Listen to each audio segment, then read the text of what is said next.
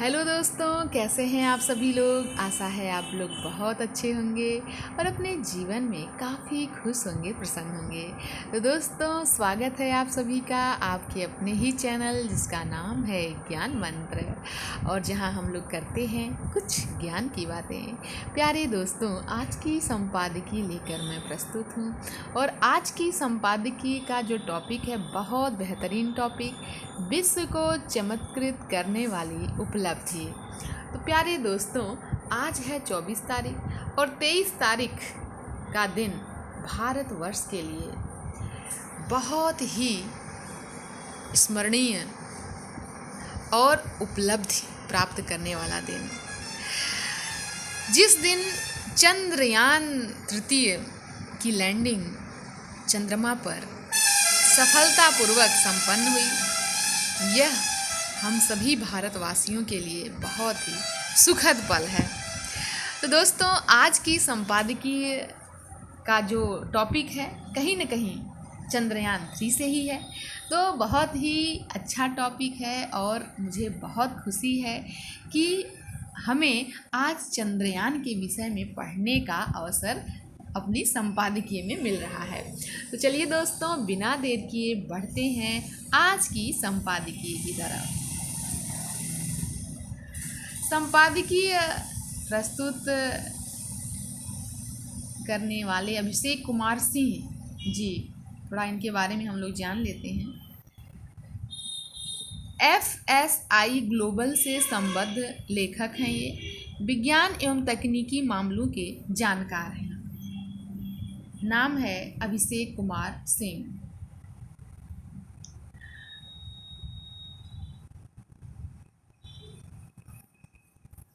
न केवल भारत बल्कि विश्व के इतिहास में 23 अगस्त 2023 की तारीख स्वर्णिम अक्षरों के साथ दर्ज हो गई। भारतीय अंतरिक्ष एजेंसी इसरो ने चंद्रमा के दक्षिणी ध्रुव पर सॉफ्ट लैंडिंग करने वाले विश्व के पहले देश के रूप में भारत को प्रतिष्ठित किया। अमेरिकी अंतरिक्ष एजेंसी नासा के शुरुआती चंद्र अभियानों की असफलता के ढेरों आंकड़े और हाल में रूसी अंतरिक्ष एजेंसी रासकासमास के यान लूना 25 के चंद्रमा पर क्रैश लैंडिंग जैसे मामलों को ध्यान में रखें तो कह सकते हैं कि इसरो के चंद्रयान 3 ने तो जो करिश्मा किया वह अभूतपूर्व है। चंद्रमा के सबसे मुश्किल इलाके दक्षिणी ध्रुव पर चंद्रयान की कुशलतापूर्वक कराई गई सॉफ्ट लैंडिंग इसकी गवाह है कि दृढ़ इरादे, सूझबूझ और अतीत से सबक लेकर बरती गई सावधानियों के बल पर बड़े से बड़े वैज्ञानिक पराक्रम किए जा सकते हैं। चंद्रयान की इस कामयाबी ने अंतरिक्ष कार्यक्रमों में अमीर गरीब का फर्क मिटा दिया है। अगर पैसे और ताकत ही चंद्रमा को हासिल करने का मानक हो तो रूस का यान तबाह नहीं होता।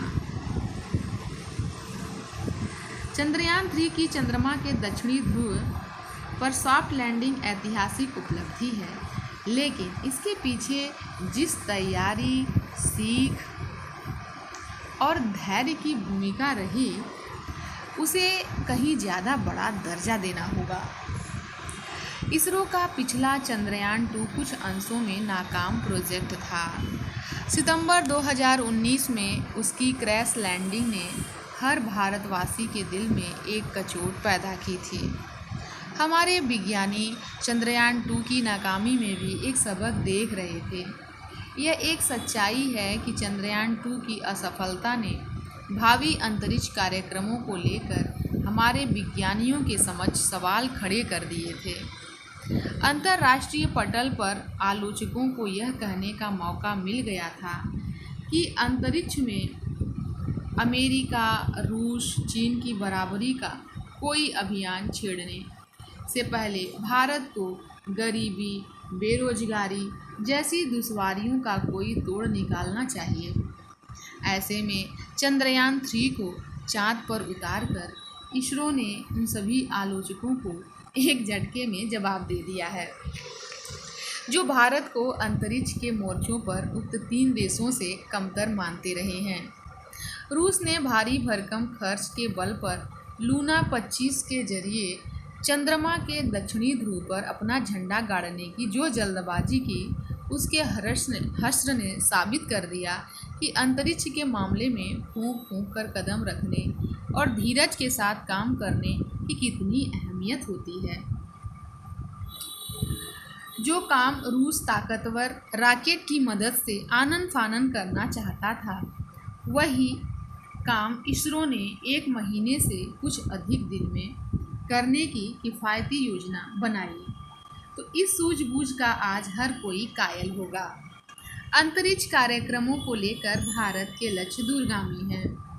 भारत गगनयान के जरिए इंसानों की सैर का उपक्रम कर सकता है, पर इसके अलावा उसका उद्देश्य अंतरिक्ष बाजार का बड़ा खिलाड़ी बनना, सुदूर अंतरिक्ष अन्वेषण योजनाओं को अमली जामा पहनाना और यदि संभव हुआ तो चंद्रमा के रहस्यों की गहरी था लेते हुए इस उपग्रह को लंबी यात्राओं के पड़ाव के रूप में इस्तेमाल करना हो सकता है। चंद्रमा के व्यावसायिक दोहन की भी कोई सूरत बन सकती है, लेकिन अभी यह काम दूर की कौड़ी है। अपने अन्वेषण के आधार पर सितंबर 2009 में जब चंद्रयान फर्स्ट ने चंद्रमा पर पानी होने के सबूत दिए तो दुनिया में हलचल मच गई। चंद्रयान फर्स्ट ने से चंद्रमा के दक्षिणी ध्रुव पर पहुंचाए गए उपकरण मून इम्पैक्ट प्रोब ने चांद की सतह पर पानी को चट्टान और धूल कणों में भाप के रूप में उपलब्ध पाया था। चंद्रमा की ये चट्टानें 10 लाख वर्ष से भी ज़्यादा पुरानी बताई जाती हैं। इस तरह का एक अन्य उपकरण 2019 में भेजे गए चंद्रयान 2 के रोवर प्रज्ञान के साथ भी चांद पर भेजा गया।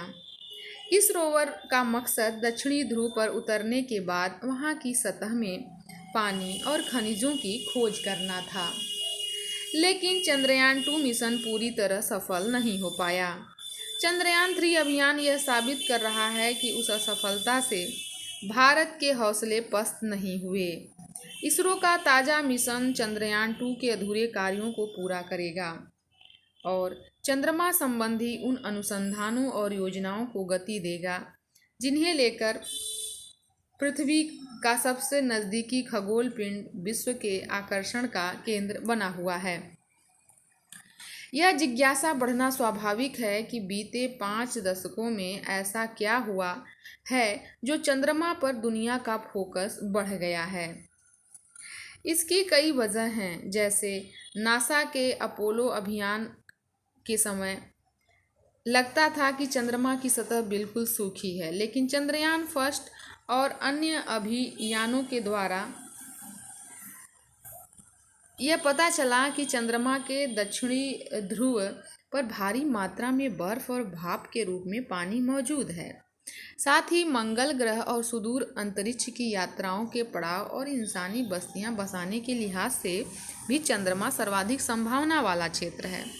अगर इंसानी बस्तियां नहीं बस सकी तो भी चंद्रमा पर ऐसे उपकरण लगाए जा सकते हैं जो सुदूर अंतरिक्ष की टोह लेने में मदद कर सकते हैं। वहाँ मौजूद पानी को विघटित करके उससे मिलने वाली हाइड्रोजन का इस्तेमाल अन्य ग्रहों को जाने वाले रॉकेटों के ईंधन के रूप में किया जा सकता है। चंद्रमा के ध्रुवीय इलाकों में स्थित विशाल गड्ढों के किनारों पर सूर्य लगातार चमकता है। इस तरह पानी और सूरज की रोशनी का संयोजन उस क्षेत्र में सौर पैनलों से बिजली पैदा करने और पीने का पानी तैयार करने, ऑक्सीजन का निर्माण करने और रॉकेट ईंधन बनाने के लिए सबसे उपयुक्त है। पृथ्वी से प्रक्षेपित किए जाने वाले रॉकेटों की अधिकतम ऊर्जा अपने ग्रह के वायुमंडल और गुरुत्वाकर्षण से बाहर निकलने में ही खर्च हो जाती हैं।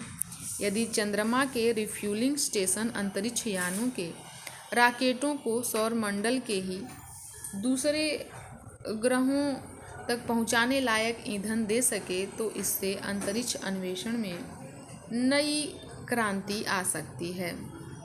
चंद्रमा में दिलचस्पी बढ़ने पर एक अमेरिकी अखबार ने उचित ही कहा है कि इस समय चंद्रमा सौरमंडल का सबसे चर्चित रियल एस्टेट है, जहां पहुंचने की ख्वाहिश दुनिया के कई देशों की है। तो बहुत अच्छी जानकारी आज की संपादकीय से हम सभी को प्राप्त हुई, और